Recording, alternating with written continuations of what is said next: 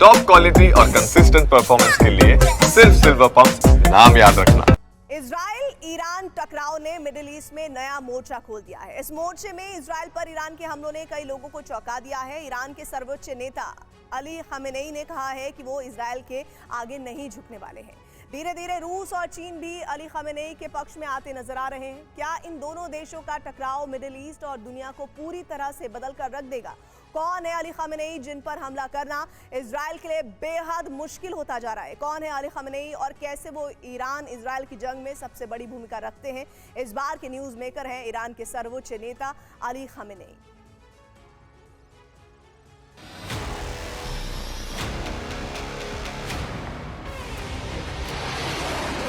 इस तस्वीर को गौर से देख लीजिए। इजराइल और ईरान की लड़ाई को नया मोड़ देने में इस तस्वीर को समझना बेहद जरूरी है।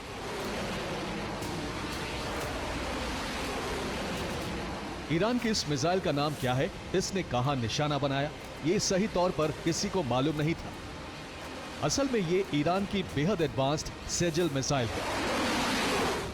इससे निकले धुएं की खासियत ये है कि माना जा रहा है इसमें दो तरह का फ्यूल इस्तेमाल हुआ, सॉलिड और लिक्विड।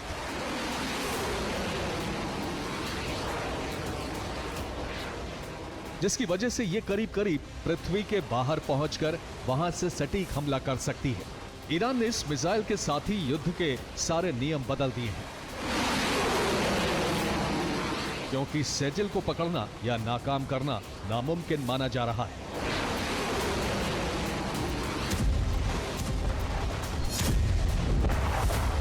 युद्ध की रेड लाइन अब पार हो चुकी है। इसका इशारा मिला 18 जून 2025 को, जब एक टेलीविजन संदेश में ईरान के सर्वोच्च नेता अयतुल्लाह अली खामेनेई ने साफ कहा, ईरान किसी भी प्रकार के बिना शर्त आत्मसमर्पण के लिए तैयार नहीं है। खामेनेई का ये बयान अमेरिकी राष्ट्रपति डोनाल्ड ट्रंप के उस बयान के बाद आया जिसमें उन्होंने लिखा था अनकंडीशनल सरेंडर। खामेनेई ने साफ वार्निंग दी कि अगर अमेरिका ने कोई सीधा दखल दिया, ईरान उस पर हमला करने से भी नहीं हिचकिचाएगा। उन्होंने इजराइल पर हो रहे हमलों को सिर्फ खुद पर हुए एक्शन का रिएक्शन बताया।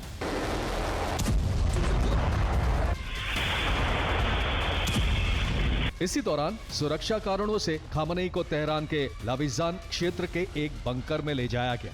हालांकि खामेनेई ने दावा किया कि देश एकजुट है। कुछ एक्सपर्ट्स का मानना है कि ये ईरान की सरकार के लिए पिछले 40 साल का सबसे मुश्किल वक्त है।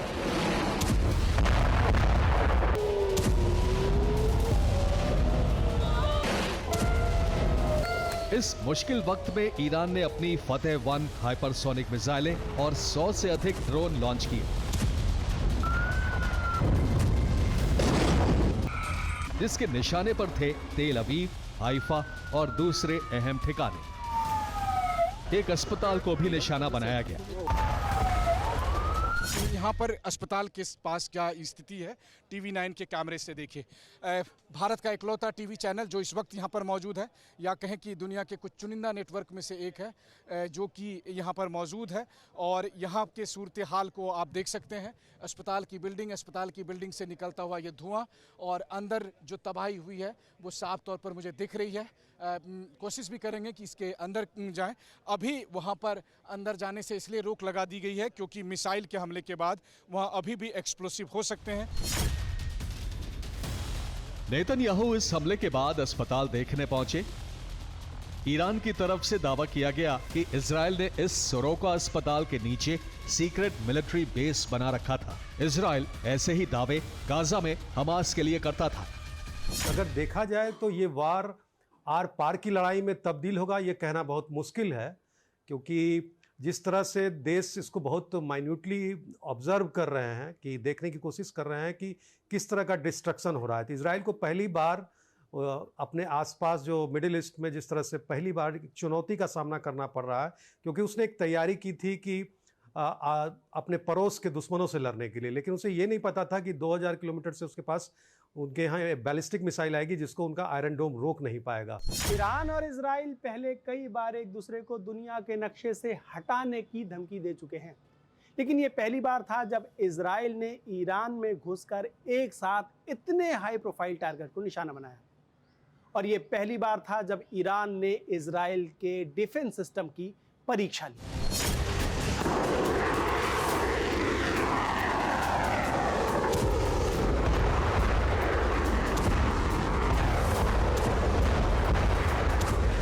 जो टकराव अब तक एक शतरंज जैसा था, बॉक्सिंग में बदल चुका है। निशाने पर हैं एक दूसरे की रेप्यूटेशन।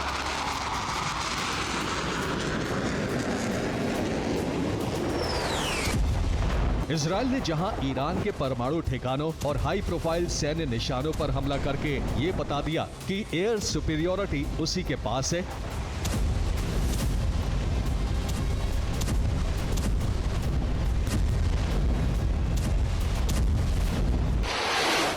तो ईरान लगातार तेल अवीव, हाइफा और दूसरे अहम ठिकानों तक अपनी मिसाइल भेजने में कामयाब रहा है।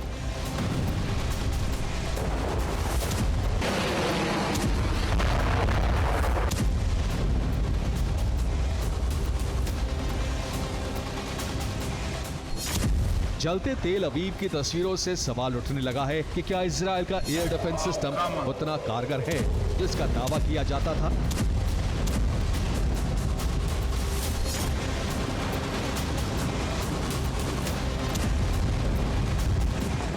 ये लड़ाई एक दूसरे के अस्तित्व को खत्म करने से पहले एक दूसरे की साख को धराशायी करने की लग रही है। इजराइल जहां ये जताने की कोशिश कर रहा था कि वो जब चाहे जहां चाहे ईरान पर हमला कर सकता है,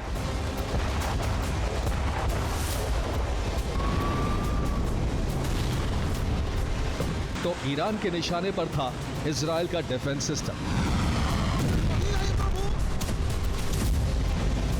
जो कई जगह बेअसर नजर आया। इजराइल जैसा देश जो खुद आक्रामक तेवर में रहता है, तो जब वो हमला करता है तो निश्चित तौर पे पूरी तैयारियों के साथ ही करता है। तो कहीं ना कहीं इजराइल भी ईरान को हल्के में नहीं ले रहा होगा, उसे भी इस युद्ध की गंभीरता का पूरा अंदेशा होगा। लेकिन इजराइल पूरी तरह से सैन्य शक्ति संपन्न देश है और ईरान को पूरी उसी के भाषा में जवाब दे रहा है। ईरान की साख खत्म करने के लिए इजराइल के पास दो मुख्य निशाने हैं। पहला, ईरान के परमाणु ठिकाने, जिनके डर की ही वजह से इजराइल और अमेरिका आक्रामक हुए।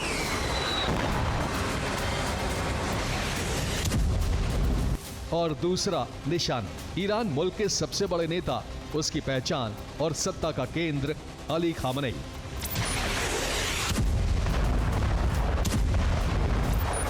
सोलह जून 2025 को एबीसी न्यूज को दिए गए एक इंटरव्यू में इजराइल के प्रधानमंत्री बेंजामिन नेतन्याहू ने आयतुल्ला अली खामनेई को निशाना बनाए जाने को खारिज नहीं किया। नेतन्याहू ने कहा कि इससे जंग खत्म हो जाएगी, ना कि और भड़केगी।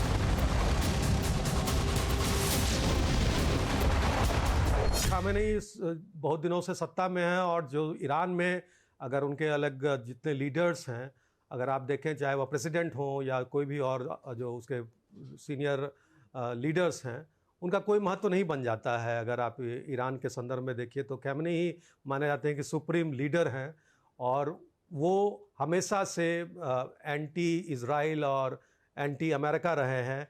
और इस ऐसी स्थिति में आप देखेंगे कि इजराइल और अमेरिका दोनों चाहता है कि सत्ता परिवर्तन हो। लेकिन ये इतना आसान भी नहीं।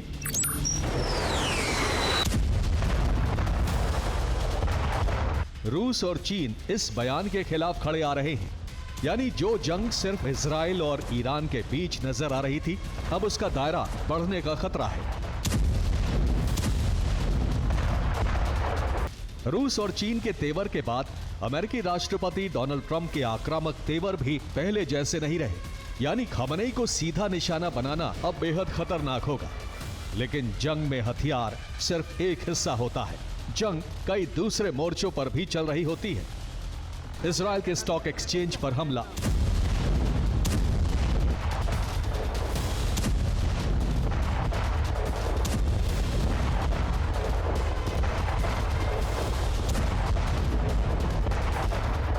ईरान का ये दावा कि उसके बैंकिंग सिस्टम पर हमले की कोशिश और डिप्लोमेसी में अपने दोस्त तलाशने की जुगत, ये सब भी युद्ध का हिस्सा होते हैं।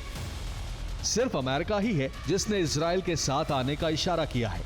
बाकी देश फिलहाल सीधा जंग में उतरने से बच रहे हैं, जबकि ईरान के साथ कोई भी देश खुलकर सामने नहीं आया है। इसकी एक वजह यह भी हो सकती है कि रूस और चीन जैसे देश फिलहाल ये समझ रहे हों कि ये टकराव किस दिशा में आगे बढ़ सकता है, खास तौर पर रूस जो ईरान से मिसाइल खरीदता रहा है। रूस की भूमिका बहुत अहम है और रूस अभी कह सकते हैं कि पर्दे के पीछे से चीज़ों को मैनेज करने की कोशिश कर रहा है। अभी हाल ही में आप देखेंगे एससीओ समिट हुआ तो एससीओ में कंडेम किया गया, हालांकि भारत ने दूरी बना ली। इजराइल का जो अटैक था ईरान पे उसके लिए रूस ने कंडेम किया, लेकिन भारत ने उस कंडेमनेशन से अपनी दूरी बना ली। तो रूस कहीं ना कहीं भारत को आगे बढ़ाना चाहता है, क्योंकि ये एक जनरल परसेप्शन है कि इजराइल के साथ अमेरिका खड़ा है तो ईरान के साथ रूस और चीन होंगे। मिडिल ईस्ट में ताजा टकराव किस दिशा में जाएगा, ये इस बात पर निर्भर है कि इजराइल और अमेरिका क्या खामनेई को सीधा निशाना बनाएंगे। खामनेई के कई सलाहकार और साथी इजराइल के हाथों मारे जा चुके हैं और अब ईरान खामनेई को लेकर किसी भी तरह का जोखिम नहीं लेना चाहेगा। इसीलिए माना जा रहा है कि उन्हें भी ईरान अपने परमाणु प्लान्स की तरह बेहद सुरक्षित बंकर में रख रहा है। ये लड़ाई जितनी इजराइल और ईरान की है, उतनी ही नेतन्याहू और अली खामनेई की भी। अली खामनेई पिछले 3 दशकों से ज्यादा से ईरान की सत्ता के शीर्ष पर हैं। वो ईरान के नेता हैं, नीति हैं और अब नियति भी हैं। जिस तरह से उन्होंने इजराइल से टकराने और इजराइल को उसके ही घर में धमकाने की कोशिश की है, इससे लगता है कि युद्ध का अगला चरण भी अली खामनेई के इर्द गिर्द ही रहेगा। 6 जून 1989 तेहरान में 1 करोड़ लोगों से ज्यादा की यह भीड़ आयतुल्लाह रुहुल्लाह खामनेई को सुपुर्दे खाक करने के लिए जमा हुई थी। हेलीकॉप्टर से ताबूत में रुहुल्लाह का पार्थिव शरीर जब लाया गया तो रोते हुए ईरानी लोगों की भीड़ जैसे ताबूत को छूने के लिए टूट पड़े। कई लोग भीड़ में दब गए। लोगों को दूर करने के लिए हवा में गोली चलानी पड़ी।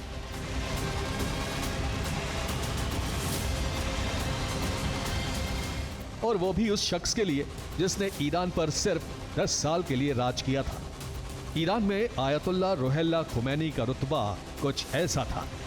आयतुल्लाह असल में शिया धर्म गुरुओं की सबसे ऊंची पदवी है। रुहुल्लाह के बाद से अली खामनेई ईरान के सुप्रीम लीडर बने। आयतुल्लाह अली खामनेई ईरान के आध्यात्मिक नेता और सुप्रीम लीडर हैं। 85 साल के खामनेई को साल 1989 में ईरान के संस्थापक आयतुल्लाह रुहुल्लाह खुमैनी की मृत्यु के बाद सर्वोच्च नेता चुना गया। तब से ईरान उन्हीं के इशारों पर चलता है। 1939 में ईरान के उत्तर पूर्वी शहर मशहद में खामनेई का जन्म हुआ। उनके पिता भी शिया धार्मिक गुरु थे। खामनेई की शुरुआती पढ़ाई लिखाई मशहद के मदरसों में हुई। इसके बाद वो कोम शहर चले गए, जिसे शिया बहुत पवित्र मानते हैं। आयतुल्लाह अली खामनेई साल 1962 में शाह मोहम्मद रजा पहलवी के खिलाफ आयतुल्लाह खामनेई के आंदोलन में शामिल हो गए और धीरे धीरे उनके शिष्य बन गए।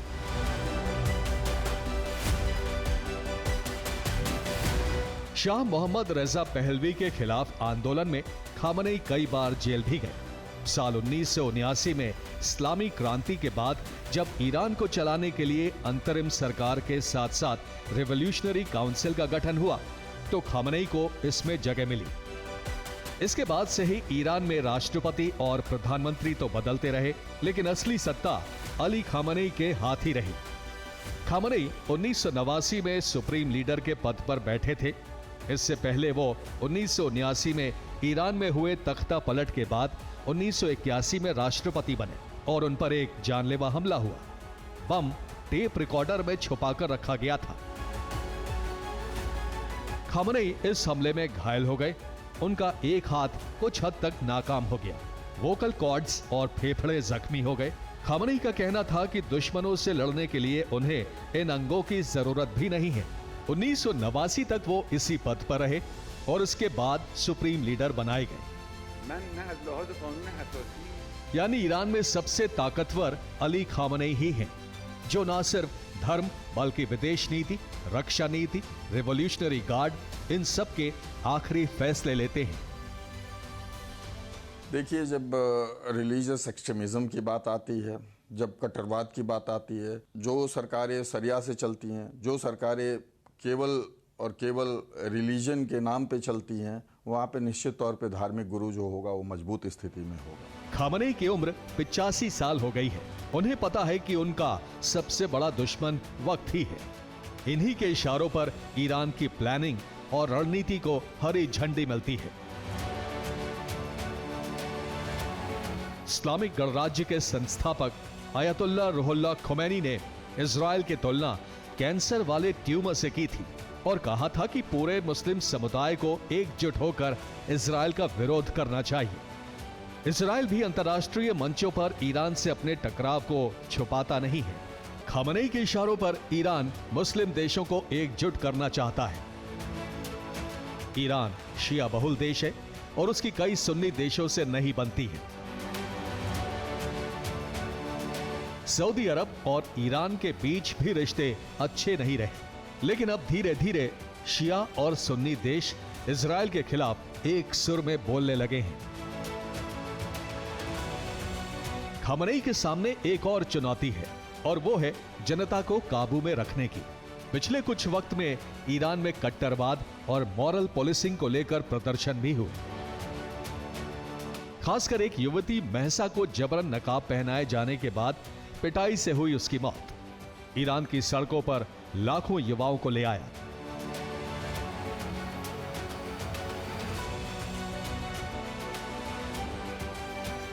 खामनेई के सामने एक और चुनौती है और वो है कैसे देश के साथ विदेश में भी संतुलन बनाया जाए। रूस और चीन ईरान के साथ आ रहे हैं, लेकिन भारत और चीन के तनावपूर्ण रिश्तों का एक अखाड़ा ईरान का पाकिस्तान से लगने वाला बॉर्डर भी है। भारत और ईरान ने 13 मई को चाबहार बंदरगाह चलाने के लिए समझौता किया। यह चीन और पाकिस्तान के ग्वादर पोर्ट की काट के तौर पर देखा जा रहा है। परंपरागत तौर पर भारत और ईरान हर मौसम के दोस्त रहे हैं। भारत की चिंताओं को खामनेई भी समझते हैं। उनके लिए वो नाम तय करना बेहतर होगा जो भारत के रिश्तों को संभाल कर रख सके। The sympathy of different people all over the world, especially Indian government and Indian nation. Here we are proud of this friendship between Iran and we are proud of the brotherhood between Iran and India, and the strong position of India, especially declaring today as a mourning day in all India. This position never ignored and never forgot in the historic memory of Iranian people. Bharat के लिए भी Iran एक महत्वपूर्ण क्षेत्र है middle east में। वो एक तरह से कह लें कि गेटवे ऑफ सेंट्रल एशिया माना जाता है भारत के लिए। और जिस तरह से एक लंबा संघर्ष जो अफगानिस्तान में चला था रसा में, उसमें ईरान का एक महत्वपूर्ण रोल था। और भारत भी कई तरह की जो मान लीजिए कि आज एयर स्पेस बंद है किसी कंट्री का, तो कहीं ना कहीं ईरान के रास्ते से ही वो जा रहा है। तो इसलिए भारत भी उस स्थिति में नहीं है कि वो इजराइल की तरफ खड़ा हो जाए और ईरान की तरफ वो लगे कि नहीं ईरान के विरोध में है। ईरान के संविधान के मुताबिक सुप्रीम लीडर या सर्वोच्च नेता इस्लामिक रिपब्लिक ऑफ ईरान की नीतियों के निर्धारक होते हैं। इसका मतलब है कि सुप्रीम लीडर ही ईरान की घरेलू और विदेश नीतियों की दिशा और दशा निर्धारित करते हैं। ईरान के संविधान में कहा गया है कि शिया मौलवियों का परिषद उस शख्स को सुप्रीम लीडर चुनेगा जिसे मर्जाए तकलीद का पद हासिल हो। एक तरीके से ये शिया मौलवियों के बीच सबसे सर्वोच्च पद है। हालांकि जून 1989 में जब खोमैनी के निधन के बाद खामनेई सुप्रीम लीडर चुने गए, तब तक वो मर्जाए तकलीद नहीं थे। अली खामनेई के सामने बेहद मुश्किल राह है। उन्हें राष्ट्रपति के साथ अपना वारिस भी चुनना है। फिलहाल ईरान का सुप्रीम लीडर बनने की रेस में 7 चेहरे सबसे आगे हैं।